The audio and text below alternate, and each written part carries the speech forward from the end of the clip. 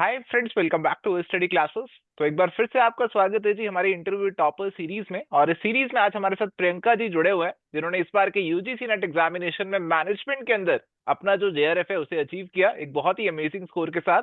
224 marks इनका score था। बहुत बहुत स्वागत है प्रियंका जी आपका इस प्लेटफॉर्म पे। बहुत बहुत बधाई, many many congratulation. Thank you so much sir.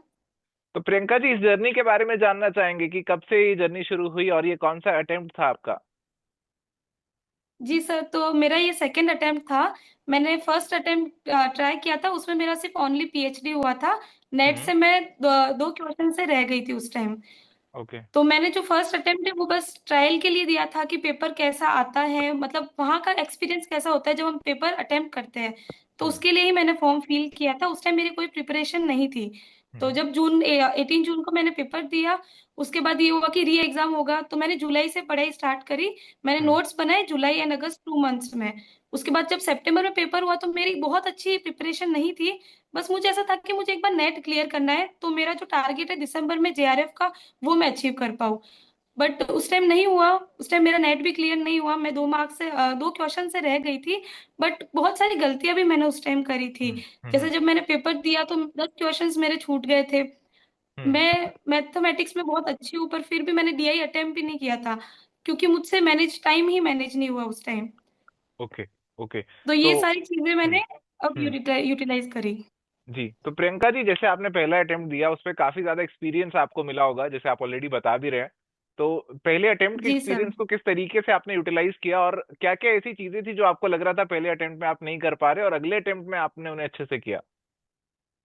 Ji sir, तो जो फर्स्ट था मैंने आपको जैसे पहले बताया कि फर्स्ट जो टाइम था, टाइम मैनेज नहीं हुआ था मुझसे फर्स्ट टाइम।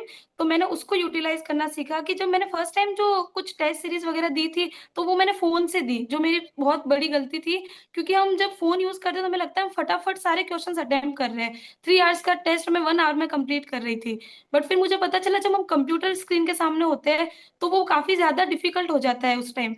तो मैंने उसके बाद जो भी मॉक टेस्ट लगाए, मैंने आपके मॉक टेस्ट लगाए थे, तो वो मॉक टेस्ट मैंने लैपटॉप से लगाए थे, ताकि वो वैसे वो वाला एक्सपीरियंस मुझे मिल सके जो मैं एग्जाम हॉल में मुझे एक्सपीरियंस मिलता है।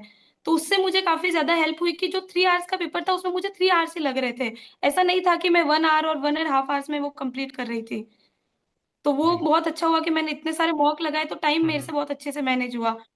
और जी। सेकंड चीज मैंने ये करी कि जो क्वेश्चंस मुझे बिल्कुल नहीं आ रहे उनको मैंने स्किप कर दिया, उनको एक बार रीड किया, मुझे लग रहा है कि ये क्वेश्चन मुझसे नहीं हो रहा है तो मैंने उसको स्किप कर दिया।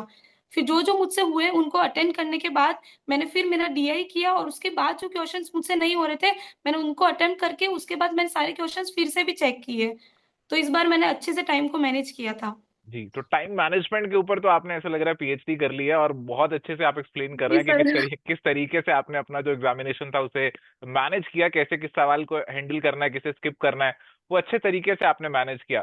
तो प्रियंका जी, आपने मॉक टेस्ट का जिक्र किया था, और कहीं ना कहीं प्रैक्टिस जो है काफी इंपॉर्टेंट रोल प्ले करती है इस एग्जामिनेशन को क्रैक करने में। तो प्रैक्टिस के अंदर पीवाई क्यूज जी भी सर। आते हैं, पास्ट पेपर्स भी आते हैं, और आपके मॉक टेस्ट भी आते हैं। तो आपको क्या लगता है कितना रोल है प्रीवियस ईयर पेपर्स और मॉक टेस्ट का आपकी सक्सेस में। सर मॉक टेस्ट का बहुत अच्छा रोल है, क्योंकि उससे हमें प्रैक्टिस हो जाती है। और जो पीवाई क्यूज है उससे भी हमें एक लेवल पता चलता है कि हाँ ऐसे क्वेश्चंस एग्जाम हॉल में हमें देखने को मिलेंगे। तो वो काफी अच्छा था। तो मैंने सर सिर्फ 3 साल के जो पीवाई क्यूज है वही किए थे, क्योंकि उससे पहले के वो पेपर्स थोड़े से ज्यादा इजी लग रहे थे। तो हम्म। मुझे पता है जैसे अब लेवल बढ़ गया है तो उतना इजी क्वेश्चंस अब नहीं आएंगे। हम्म। तो इसलिए सर मैंने उन पीवाई क्यूज पे ज्यादा फोकस नहीं किया, बट जो 3 साल के जो थे मैंने उन पे ज्यादा फोकस किया था। सेम मैंने पेपर वन में जो था, तो पेपर वन में जो अभी हमारे सितंबर में हुए थे उन सारे पेपर्स को मैंने एनालाइज किया था। और उसके पहले के पेपर्स जितने मुझसे हुए वो मैंने किए थे। बस 1 to 2 इयर्स के ही मैंने अटेम्प्ट किए थे उसमें। जी। जी।